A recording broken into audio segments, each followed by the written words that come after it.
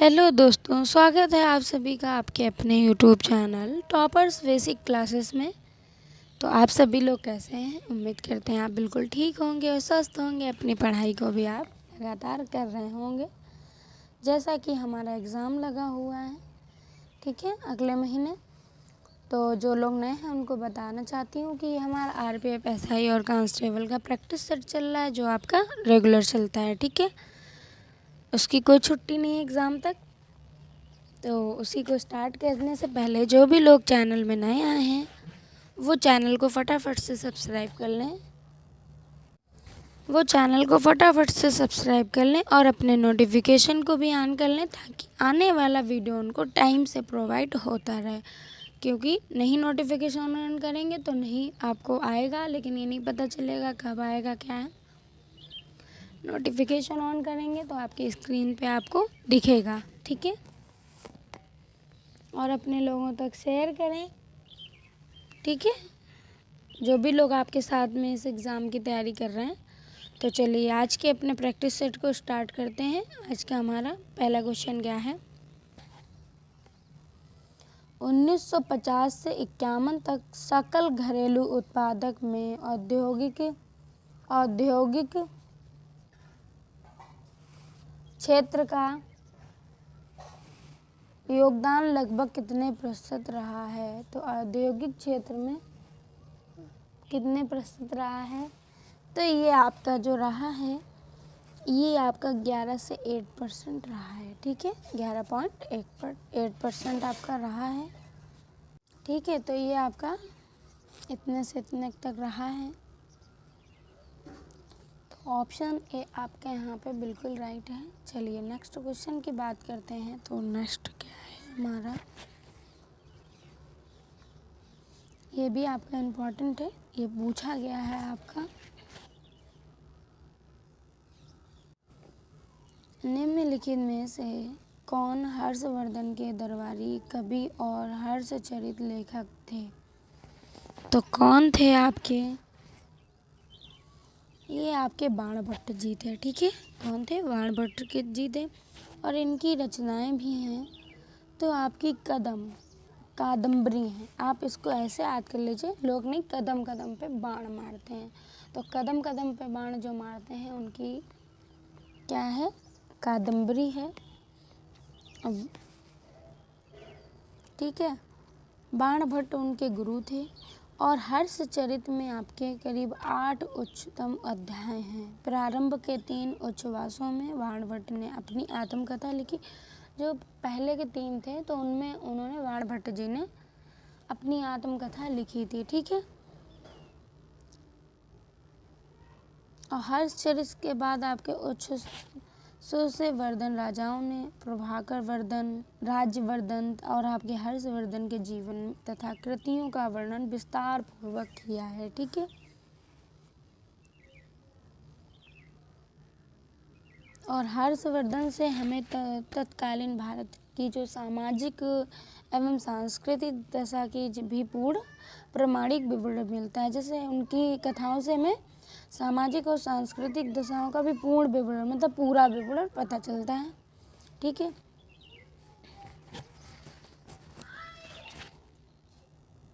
तो ये हो गया हमारा हर्षवर्धन से रिलेटेड। अब ये सभी लोग मुझे कमेंट बॉक्स में बताएंगे कि हर्षवर्धन कहाँ के राजा थे, ठीक है, ये कहाँ के थे। तो चलिए नेक्स्ट क्वेश्चन की बात करते हैं। नेक्स्ट क्या है हमारा, भारत के संविधान के अनुच्छेद 103 के एक मतलब वो जो है उसका 3 नंबर के तहत सांसद के किसी भी सदन की बैठक का गठन करने के लिए आवश्यक गणपूर्ति सदन के सदस्यों की कुल संख्या कितने के कितने भाग होनी चाहिए, ठीक है। ये आपसे पूछा गया है। तो ये आपकी 1/10वां भाग होना चाहिए, ठीक है, तभी वो सदस्यों की जो बैठक 1/10वां भाग आपकी होनी चाहिए। और गणपूर्ति प्रदेश जो सदन होते हैं तो पीठासीन अधिकारी समेत कुल जो सदस्यों का 10वां हिस्सा होता है, यानी आपका लोकसभा में जो कम से कम 55 सदस्य एवं राज्यसभा में कम से कम 55 सदस्य आवश्यक होने चाहिए, ठीक है। और जो ये एक चीज़ और है कि यदि सदन के जो संचालन के समय कोरम पूरा नहीं होता है तो ये अध्यक्ष या सभापति के दायित्व है कि वे सदन को स्थगित कर दे, मतलब रोक दे, अगर पूर्ति तक कोई कार्य ना करे। जब तक लोग इकट्ठे नहीं हो तब तक ऐसा ना हो, उन्होंने ये कहना चाह रहे हैं, ठीक है। तो चलिए नेक्स्ट क्वेश्चन की बात करते हैं। जो हमारा नेक्स्ट क्वेश्चन है वो क्या है। 1866 में लंदन में ईस्ट इंडिया कंपनी एसोसिएशन की स्थापना निम्नलिखित में से किसने की थी। तो लंदन में एसोसिएट सोसाइटी की ईस्ट इंडिया एसोसिएशन की स्थापना किसने की थी। ये आपकी दादा भाई नौरोजी ने की थी, दादा भाई नौरोजी ने, ठीक है। और इसका स्थापना का उद्देश्य क्या था। तो ब्रिटिश जनता सांसद को भारतीय विषयों को अवगत करना। जो ब्रिटिश जनता थी वो अवगत कराना था उन्हें, ठीक है।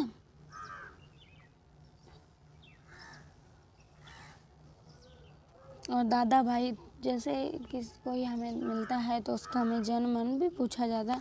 तो दादा भाई नौरोजी का जो जन्म है वो आपका कब हुआ था। तो 4 सितंबर को हुआ था, ठीक है।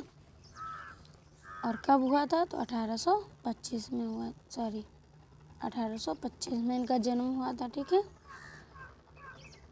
और कहाँ हुआ था। बॉम्बे के आपके पारसी परिवार में हुआ था, ठीक है। ये इनसे जन्म से रिलेटेड इनकी घटनाएं हैं तो पूछी जा सकती हैं, ज़्यादा पूछने की संभावना।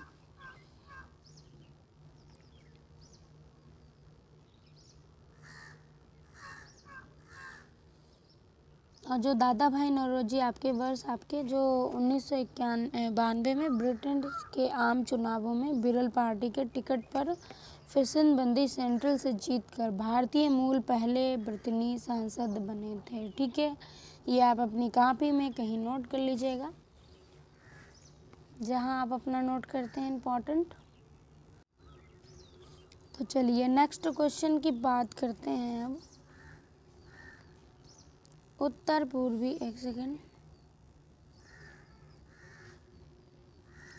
पूर्वी पवनें कहाँ से उत्पन्न होती हैं। पूछा आपसे यह है कि उत्तर पूर्वी पवनें कहाँ से आपकी उत्पन्न होती हैं। तो ये हमारी जो हैं, ये आपकी जो उत्तर पूर्वी पवनें हैं तो ये आपकी उत्तरी गोलार्ध के उष्णकटिबंधीय उच्च दाब पर स्थित होती हैं, ठीक है। तो ऑप्शन सी में ये हमारा दिया गया है, ये हमारा राइट हो जाएगा, ठीक है।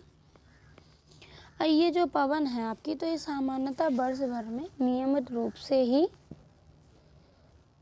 एक ही दिशा में चलती हैं, ठीक है। इसलिए इनको समार्गी भी पवन कहा जाता है, ठीक है। और जो उत्तरी गोलार्ध में ये पवन आपकी फेरल के नियम के अनुसार दाईं ओर मुड़ जाती हैं, ठीक है। चलिए अब नेक्स्ट क्वेश्चन की बात करते हैं। तो क्वेश्चन हमारा क्या है। ब्रिटेन सरकार के पहले अश्वत प्रधानमंत्री कौन बने। तो ब्रिटेन सरकार के जो पहले प्रधानमंत्री थे वो कौन बने हैं। ये ऋषि सुनक बने हैं, ठीक है। ऋषि सुनक बने हैं, ऑप्शन ए में हमारे दिए हैं तो ऑप्शन ए आपका यहीं राइट हो जाएगा, ठीक है। और वान गेम्टिंग यूनाइटेड किंगडम के वेल्स के पहले स्वास्थ्य मंत्री कौन बने हैं। तो ग्रेट विलियम अटल जो जनवरी 2024 में फ्रांस के प्रधानमंत्री बने हैं, ठीक है। तो चलिए नेक्स्ट क्वेश्चन की बात करते हैं। नेक्स्ट देखते हैं हमारा क्या है। नेक्स्ट क्वेश्चन है हमारा। तो नेक्स्ट क्वेश्चन की बात करते हैं। निम्नलिखित में से कौन सा इसरो द्वारा हाल ही में प्रोमोचित भारत का पहला निजी तौर पर विकसित रॉकेट है। तो कौन सा है ये हमारा। जो पहला विकसित रॉकेट है ये आपका एस विक्रम रॉकेट, जो ये विक्रम एस, ठीक है। ऑप्शन डी आपका राइट हो जाएगा, ठीक है। ठीक है, तो ऑप्शन डी हमारा यहाँ पे राइट हो जाएगा।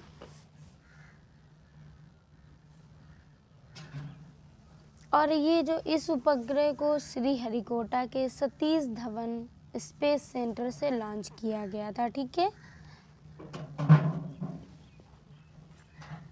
तो चलिए नेक्स्ट क्वेश्चन की बात करते हैं। नेक्स्ट क्या है हमारा, नेक्स्ट जो हमारा क्वेश्चन है, निम्नलिखित में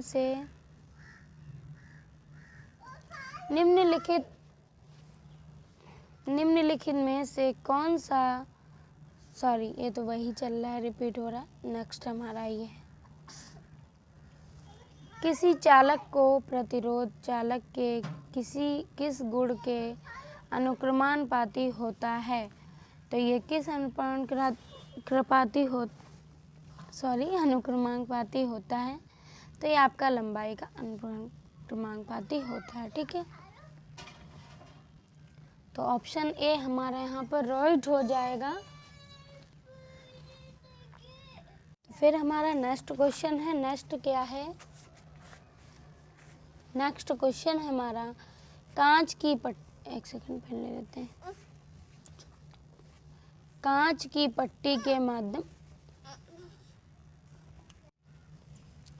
पट्टी के माध्यम से प्रकाश के अपवर्तन के बाद निर्गत किस किरण से प्रकाश से होगी। तो ये किस प्रकाश के किरण से होगी, ये हमारी, एक सेकंड थोड़ा सा ऊपर करते हैं, ये हमारी निर्गत किरण अपतित किरण के समांतर होगी, ठीक है। ऑप्शन डी आपका यहाँ पर बिल्कुल राइट हो जाएगा, ठीक है। तो आज के लिए इतना ही, कल फिर मिलते हैं।